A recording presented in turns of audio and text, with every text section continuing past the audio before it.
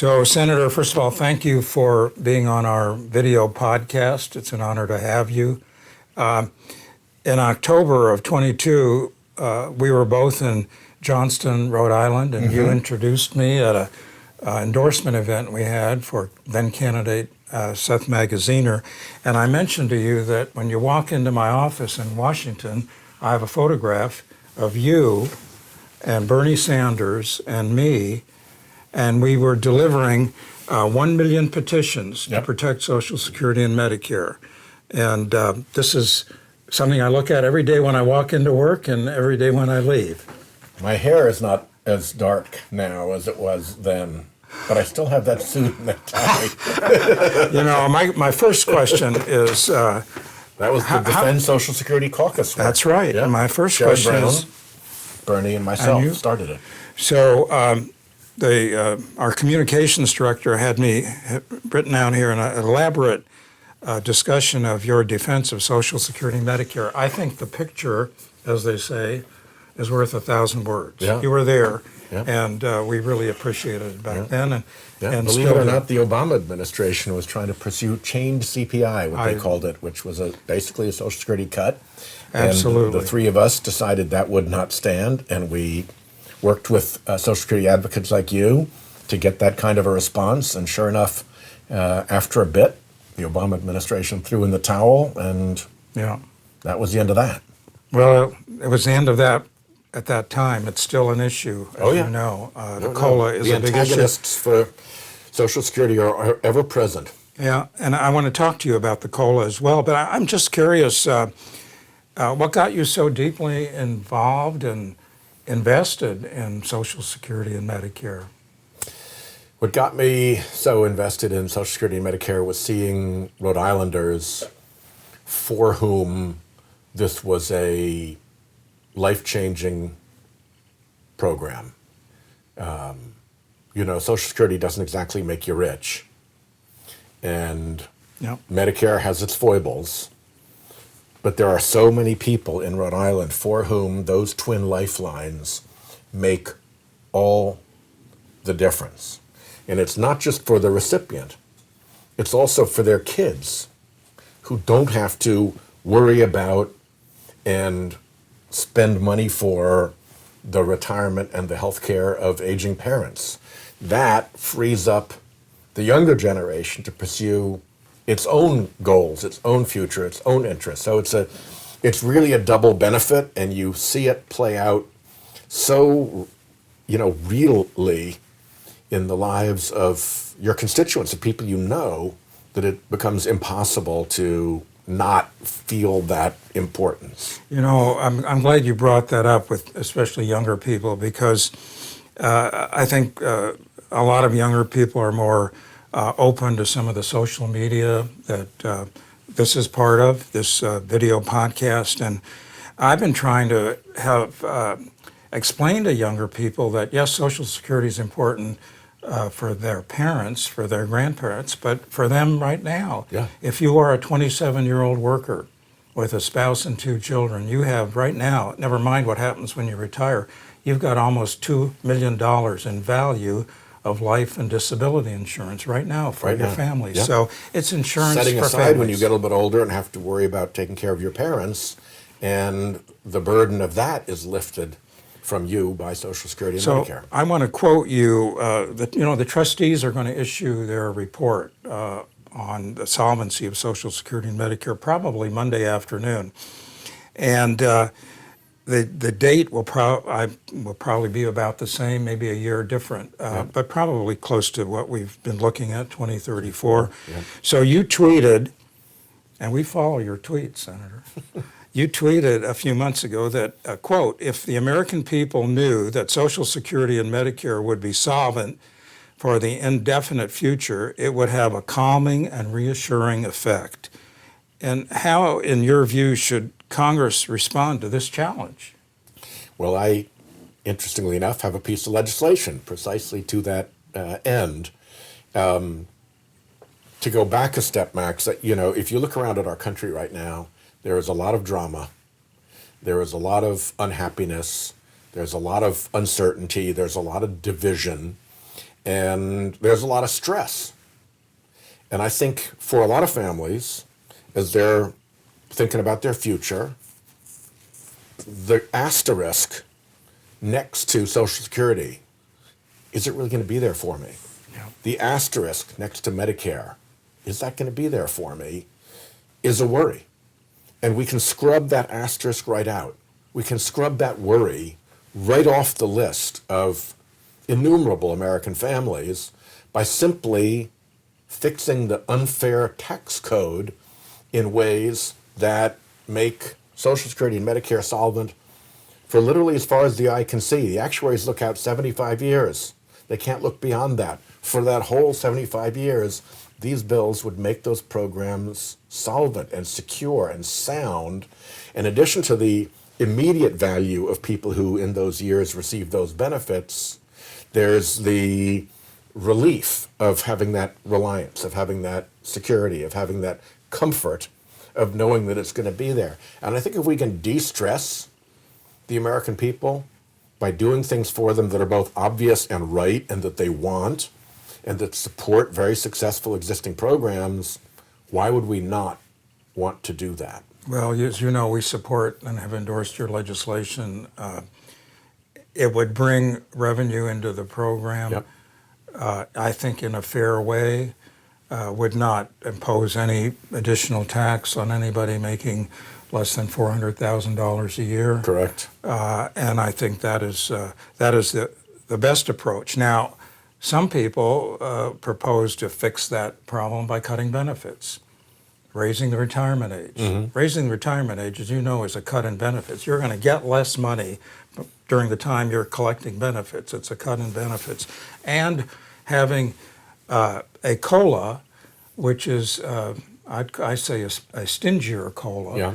by changing the way it's calculated. So I just wanted to know your thoughts about that approach as opposed to yours.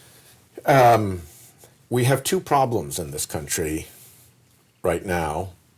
We have more than two, but two that bear on this. One is we have a Social Security and Medicare system that are looking at cash liabilities coming up in the not too distant future. And the second is we have a tax code that has been deeply, deeply corrupted in favor of billionaires and big corporations and people who can afford the enterprise of tax evasion. When, 30 years ago, corporations paid, between 20 and 30% of the United States' revenue. That's, I think, a reasonably fair share. They're down to 6% now. Yeah. The public's share of contributing to the United States' revenue has gone up from 70 to 80% all the way to 94%. So there's plenty of room to make an adjustment back to the good old days before all this tax trickery was baked into the code, and have a tax system that is fairer. And when you put those two things together, you get a double win. You get a fairer tax code, and you get security for Americans for Social Security and Medicare. And by the way, in terms of de-stressing the country, I think it will de-stress the country if people believe that the tax code is more fair, that as a plumber, they don't have to pay a higher tax rate than a hedge fund billionaire. That is the kind of thing that can really aggravate people. And so I think not only are both the right thing to do economically, but they're also both to the advantage of a calmer, fairer, more decent America. Well, I couldn't agree with you more. And along those lines, 25, 30 years ago, about 92% of wages were subject to the FICA tax, the payroll tax. Now it's closer to 80% because of the disparity in the incomes of our workers. And of course, so many people are getting paid in other ways than wages, which is kind of skews that collection of payroll taxes. Sometimes as well. for that purpose. Sometimes entirely for that purpose. Now, can we talk about Medicare for a minute? Sure. The Inflation Reduction Act, which passed the Senate by one vote. Yep. Thank God you were there to vote for it. it will save money for people in Rhode Island and across the country, especially when it comes to prescription drug costs. Yes. And I wondered if you would speak to that for a minute. That was, I think, one of the biggest wins in the Inflation Reduction Act. When I first ran for the Senate, my race started in 2005 and went through 2005 and 2006 to the election in 2006. I was sworn in 2007. All through 2005 and 2006, I was going around Rhode Island saying, we've got to give Medicare the ability to negotiate with the pharmaceutical companies over price.